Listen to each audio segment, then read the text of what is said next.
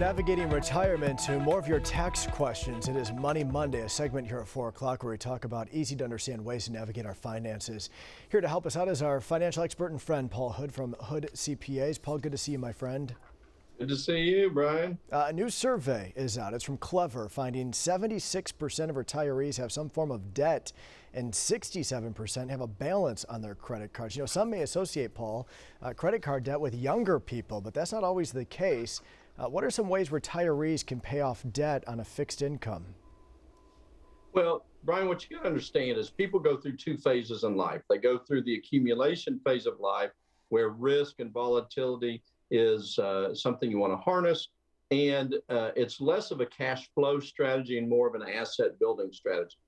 When you get into retirement and you're moving to what's called the distribution phase of life, and it's more about cash flow and not about assets. So sometimes, you got to be real careful of taking investments, even to pay off credit card debt, because it's all about cash flow, especially since, and I'm not a big proponent of bankruptcy, but the bankruptcy laws are there for a purpose. So the bottom line is I would tell retirees, maybe not get too excited about paying it off.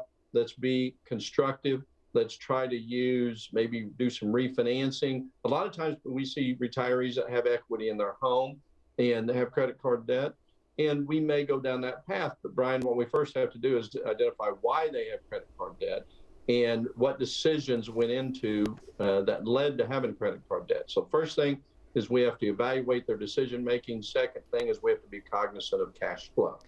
We also have a few viewer questions that came this week surrounding taxes. Chris wrote in saying, I have driven for Uber and DoorDash for the past year and a half. I now want to buy a home.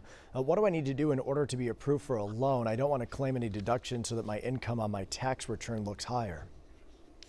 So, he needs to be real careful, because you don't want to get into a situation to where you're committing fraud or anything. I mean, your deductions, but you don't have to be aggressive with things. You can do things that inflate your net versus your gross without being aggressive and taking deductions. So one thing he also has to worry about, if he gets audited, the IRS has in the past saying, no, you've got to take those deductions, because there's negative tax things like earned income credit, child tax credit, that are based on your income. So when your income gets too low, you don't get any of those.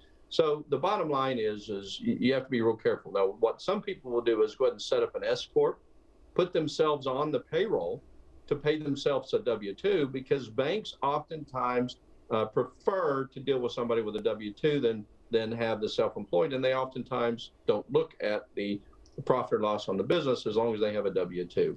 So, careful, but there is some planning to do that he might be able to position himself better for a loan. All right, Paul, thank you so much. We have a question from Matt. We're going to get to Matt's question next week. So if Matt is watching right now, we'll get to his question next week. Paul, thank you so much for the great advice as always. And if you're watching and you have a financial question you want us to consider for next week, you can send in your question right now to moneymonday@griffin.news.